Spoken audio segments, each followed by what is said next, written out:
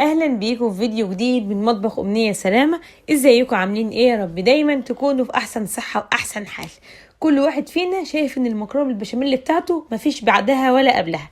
طب ايه رايكم النهارده نشوف مع بعض طريقه المكرونه بالبشاميل دي النهارده، وبعديها كده نقارن يا ترى بتاعتنا هياها ولا بتاعتنا احسن ولا ايه. تعالوا نعملها مع بعض بطريقة سهلة وبسيطة واقتصادية، والنتيجة بتاعتها تحفة. ولا هنحتاج كريمة ولا هنحتاج أي مكونات غريبة، وبنص معلقة مكون النهاردة هنعرفه مع بعض هيعمل معانا البشاميل الجوسي اللي كلنا بنحبه. بس قبل ما نبدأ الفيديو أحب أفكركم أنا أمنية ودي قناتي، ولو دي أول مرة بتشوفيني ما تنسيش الاشتراك وتفعيل زر الجرس علشان توصلكم فيديوهاتي الجديدة. على النار كده بسرعة هحط حلة فيها مية بتغلي، بحب احط معلقة كبيرة من الملح في مية سلق المكرونة، وحطيت معلقة واحدة من الزيت، وممكن ما نحطش خالص. في المقلاية كده حطيت شوية زيت، نزلت ببصلاية مفرومة، رشيت لها رشة من الفلفل الاسود، مجرد ما ريحتها بتطلع كده نزلت بحوالي ربع كيلو من اللحمة المفرومة، وهبدأ ان انا اسيبها عشان تتعصج. كل اللي هحط لها شوية من الفلفل الاسود ورشة من بهارات اللحمة، ومش هنحط لها ملح دلوقتي خالص. لو حطينا الملح في الاول بيخلي اللحمه المفرومه بتاعتنا تبقى فيها تكتلات كده ومتجمعه، نسيبها لما تتعصق خالص وبعد كده نحط لها الملح. واخر حاجه ضفت لها شويه من الفلفل الالوان لو انتي حابه. الميه بتاعه المكرونه غلت، نزلت بكيس مكرونه قلم وهديله تقليبه، ومش هغطي علشان المكرونه بتاعتنا ولا تطف ولا تعجن. من وقت للتاني كده بديها تقليبه علشان ما تبقاش متجمعه مع بعضها، وبعد كده بختبرها ببقى عايزاها 3/4 سوا.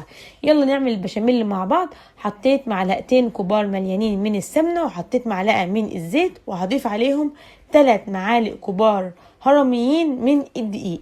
يبقى 3 معالق من السمنه او معلقتين من السمنه مليانين عليهم 3 معالق كبار مليانين قوي من الدقيق.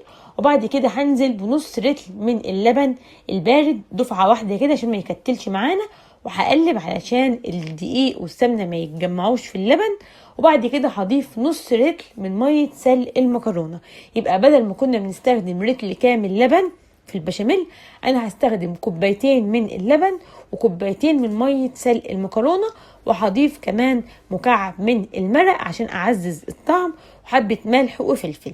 لحد كده البشاميل معانا جاهز. عايزه تضيفي شويه جبن ماشي، عايزه تضيفي معلقه قشطه زي ما انا حطيت من وش اللبن ماشي، اللي انت بتحبيه واللي انت بتفضليه.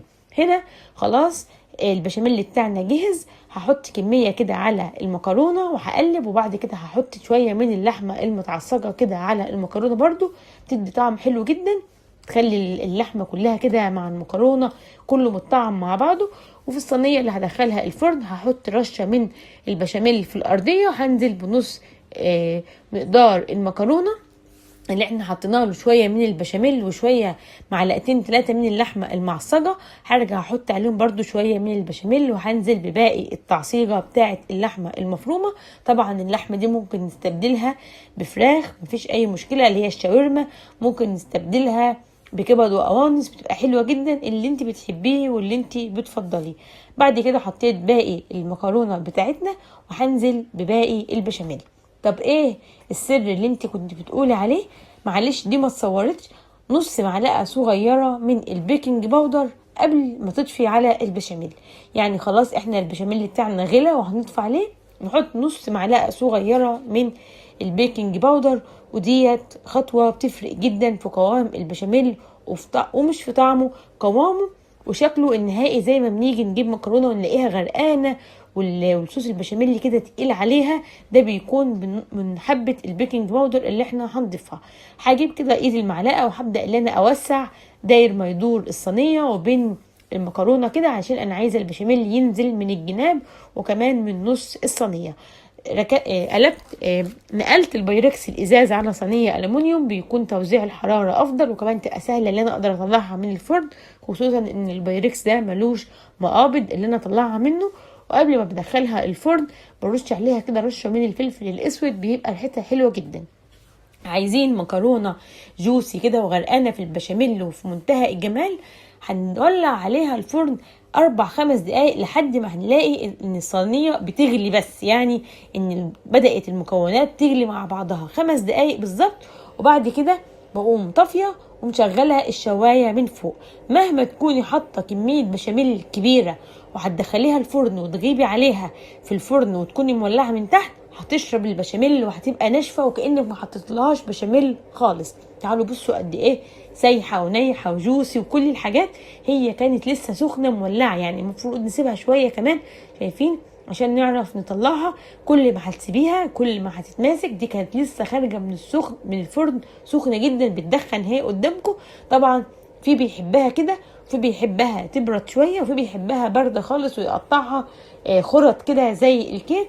اللي انت بتحبيه واللي انت بتفضليه. يبقى نص معلقه البيكنج باودر وما نطولش عليها في الفرن، وهناخد احلى صينيه مكرونه بالبشاميل. وبكده بيكون الفيديو بتاعي خلص. اشوفكم في فيديو جديد، مع السلامه.